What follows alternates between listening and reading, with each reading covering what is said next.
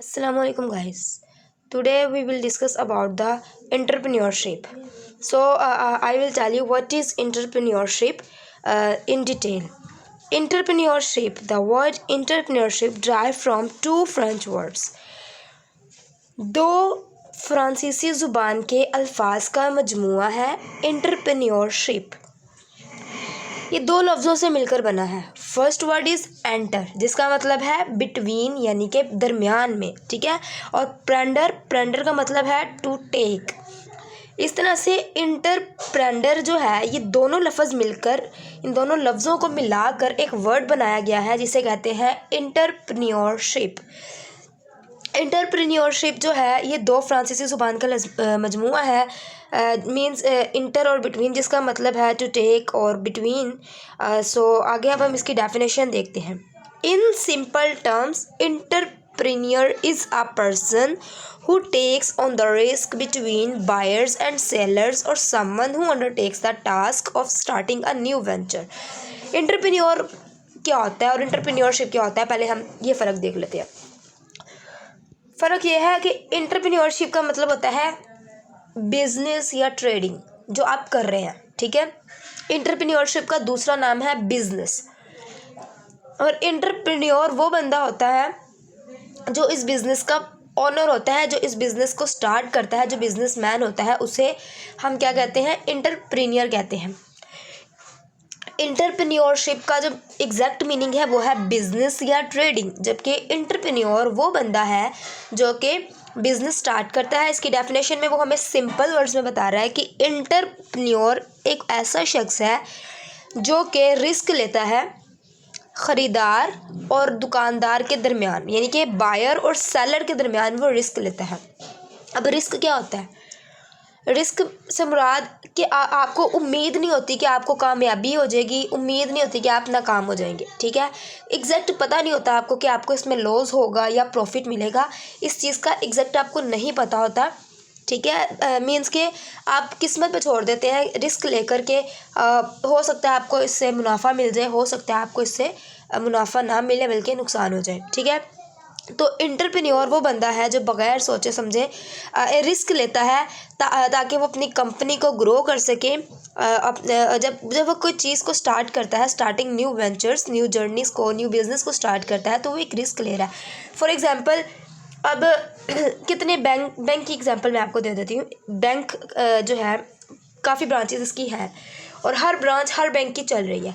अब यही bank, for example, जब पंजाब बैंक अपनी ब्रांच लेकर किसी विलेज में जाए, किसी गांव में अपनी ब्रांच कायम करना चाह रहा है. अब उसको नहीं पता कि गांव के लोग इसके बैंक को यूज़ करेंगे, इसके बैंक को जो वहाँ पे बना रहा है इसको वहाँ पर लोग यूज़ करेंगे, उसकी तरफ इंटरेक्ट होंगे या नहीं.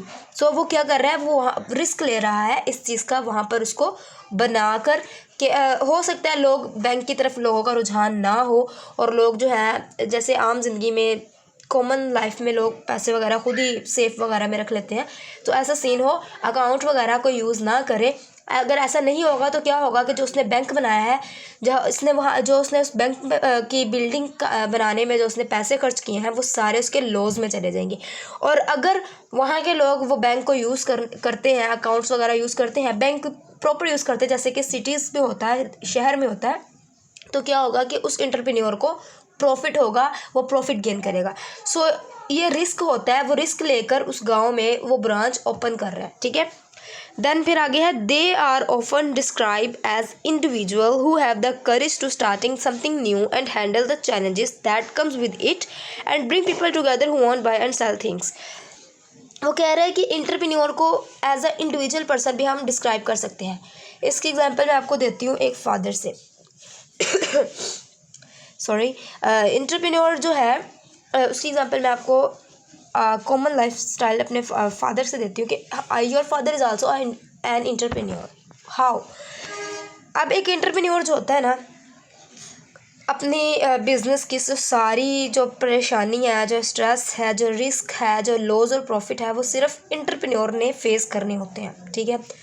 जबकि जो वर्कर्स हैं, मैनेजर्स हैं, एम्प्लॉयर्स हैं, एक्सेट्रास, वो जस्ट आते हैं, काम करते हैं, सैलरी लेते हैं और चले जाते हैं.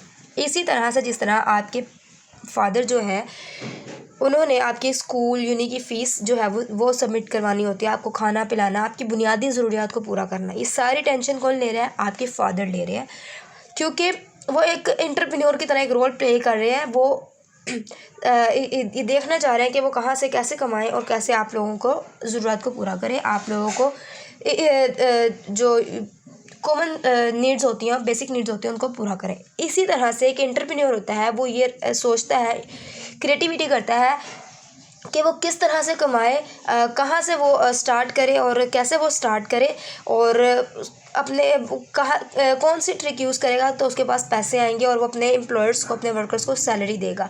तो ये इंडिविजुअल तौर पर इसलिए डिस्क्राइब किया जाता है क्योंकि ये वाहिद बंदा होता है जिसने इस बारे में गौर व फिक्र करना होता है। ठीक है, अब हमारे पास जो थर्ड है एंटरप्रेन्योरशिप के बारे में है कि एंटरप्रेन्योरशिप क्या होता है। एंटरप्रेन्योरशिप का मतलब है बिजनेस और ट्रेडिंग। बिजनेस और ट्रेडिंग, ट्रेडिंग मीन्स तिजारत, कारोबार, etceteras. Is not a recent idea, means कि ये 1-2 साल पहले का, ये कुछ महीने पहले का आइडिया नहीं है। It actually begin a very long time ago, ये बहुत सालों, बहुत यानी कि ना अरसे से ये बिज़नेस स्टार्ट है। तिजारत लोग करते थे, ठीक है, तिजारत बहुत पुरानी चीज़ है, ये कोई नई चीज़ नहीं है। Thousand of years in the past means के हज़ारों साल पहले भी लोग जो है वो तिजारत करके ही कमाई करते थे। आगे है it has change and grown over time. It has changed, ये चेंज भी होती है एंड ग्रोन और बढ़ती भी है ओवर टाइम, वक्त के साथ साथ। जैसे कि वक्त के साथ आप देखते हैं फैशन चेंज होता है, ट्रेंड चेंज होता है, कल्चर चेंज होता है, इसी तरह से बिज़नेस की जो स्ट्रेटजीज़ हैं, बिज़नेस में जो क्रिएटिविटीज़ हैं, वो वक्त के साथ साथ बढ़ती भी हैं और चेंज भी होती हैं।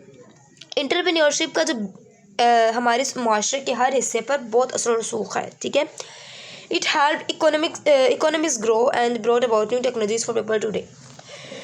ये जो इकोनॉमिक्स ग्रो होती है मीन्स के मुल्क की जो इकोनॉमिक कंडीशन होती है, ये उसकी ग्रो का भी सबब बनता है। जैसे अब आप देखें, एक एंटरप्रेन्योरशिप स्टार्ट हुई है, एक एंटरप्रेन्योर ने एक एंटरप्रेन्योरशिप स्टार्ट किया, मीन्स के एक बंदे ने एक बिज़नेस स्टार्ट किया। अगर वो एक बिज़नेस स्टार्ट कर रहा है तो जाहिर है वो अकेला तो नहीं करेगा, उसको एम्प्लॉयर्स की भी ज़रूरत होगी। इससे क्या होगा, वो एम्प्लॉयर्स को हायर करेगा। एम्प्लॉयर्स को हायर करने से क्या होगा, एम्प्लॉयर्स को हायर करने से जो है अनएम्प्लॉयमेंट का जो रेट है वो रिड्यूस होगा, कम होगा। जब अनएम्प्लॉयमेंट कम होगी तो मुल्क की जो इकोनॉमिक कंडीशन है वो एब्सोल्युटली वो ग्रो करेगी, वो बढ़ेगी। ठीक है, आगे रिचर्ड कैंटिलन के बारे में हम जानते हैं। ये रिचर्ड कैंटिलन 1680 में इनकी डेट ऑफ बर्थ है और 1734 में ही वॉज डाइड। ये एक इकोनॉमिस्ट थे आयरलैंड और फ्रांस के, और इनको एंटरप्रेन्योरशिप का बानी भी कहा जाता है। He is also considered a founder of entrepreneurship. He introduce these ideas, इन्होंने एंटरप्रेन्योरशिप के हवाले से जो आइडियाज़ हैं, जो मेन टिप्स हैं, जो एक्सप्लेनेशन है, वो उन्होंने अपनी एक बुक में, जिसका टाइटल है essay on the nature of trade in general, इनकी बुक का टाइटल है, इसमें इन्होंने एक्सप्लेन किया था एक एक चीज़ को, जो कि 1755 में इनकी डेथ के बाद ही पब्लिश हुई थी। ओके, और he is known for being the first person to talk a lot about entrepreneurship. और यहाँ नाउन लिखा गया है, एक्चुअली ये नाउन है KNOWN वाला। तो ये वाहिद पर्सन जाने जाते हैं जिन्होंने एंटरप्रेन्योरशिप के बारे में बहुत ज़्यादा बात की है, बहुत ज़्यादा इसके ऊपर रिसर्च की है। ठीक है, और अब हम देख लेते हैं famous entrepreneurs of the world. 5 Muslims और 5 नॉन मुस्लिम्स हैं, मैं इनके नाम आपके सामने रख रही हूँ, फिर इनके वर्क्स भी मैं आपको थोड़े से बताऊँगी। नंबर 1 है Elon Musk, Jeff Bezos, Bill Gates का नाम तो आप सबने सुना होगा, स्टीव जॉब्स, जैक मा। और मुस्लिम फेमस एंटरप्रेन्योर्स हैं खालिद अवान, सुनील सरफराज मंच, रज़ा सईद, हुसैन दाऊद, शौकत रज़ा मिर्ज़ा। ये इलोन मस्क जो थे, ये founder of space x, Tesla and Neuralink company के फाउंडर हैं, और इन्हीं कंपनी की वजह से ये एक फेमस एंटरप्रेन्योर भी हैं। Jeff Bezos, Jeff Bezos the founder of Amazon and blue origin. Amazon जो है वो आप लोग यूज़ करते हैं, आपने सुना होगा अमेजोन के बारे में। और ब्लू ओरिजिन ये इस कंपनी के जो थे फाउंडर थे और इसी की वजह से ये फेमस है और फेमस एंटरप्रेन्योर में इंक्लूड होते हैं। बिल गेट्स है को founder of Microsoft and the bill and Melinda Gates foundation. ये 3 कंपनीज के को फाउंडर हैं, माइक्रोसॉफ्ट कंपनी के, द बिल कंपनी के एंड मिलिंडा गेट्स कंपनी के को फाउंडर हैं और फेमस एंटरप्रेन्योर में भी शामिल होते हैं। स्टीव जॉब्स ये को फाउंडर है एप्पल INC के। एप्पल को कौन नहीं जानता। एप्पल जो है, एप्पल के फ़ोन्स, एप्पल की वॉच, आईपैड्स, लैपटॉप्स, एक्सेट्रास, ये सारी चीज़ें जो एप्पल की हैं ये इनकी बदौलत हम तक पहुंची हैं, बिकॉज ही इज़ द को founder of Apple INC, therefore he is called a famous entrepreneur of the world. ये है जैकमा जो थे वो जैकमा है फाउंडर ऑफ अलीबाबा ग्रुप के फाउंडर हैं। और ये मुस्लिम्स पे आ जाते हैं। सुनील सरफराज मंच ये पाक व्हील्स के फाउंडर हैं सॉरी पाक व्हील्स के फाउंडर हैं सुनील सरफराज मंच, और इनके साथ रज़ा सईद भी थे। He is also the founder of parkwheels.com। ठीक है, ये दोनों जो फॉर एग्जांपल आप कह सकते हैं पार्टनरशिप या वट। तो ये दोनों जो थे ये पाक व्हील्स के फाउंडर हैं। Shaukat Raza Mirza Engro and PSO company के फाउंडर हैं। ठीक है, अब हुसैन दाऊद जो थे, हुसैन दाऊद है फाउंडर ऑफ दाऊद ग्रुप, और Khalid Awan founder of TCS careers. इसी वजह से ही is called the famous entrepreneurs of the world. अब ये एडम स्मिथ के हवाले से जो एक फेमस स्कॉलर है, इकोनॉमिस्ट हैं, इन्होंने एंटरप्रेन्योर की जो डेफिनेशन दी है वो काफ़ी सिंपल सी है। So I want to share it with you, so listen it.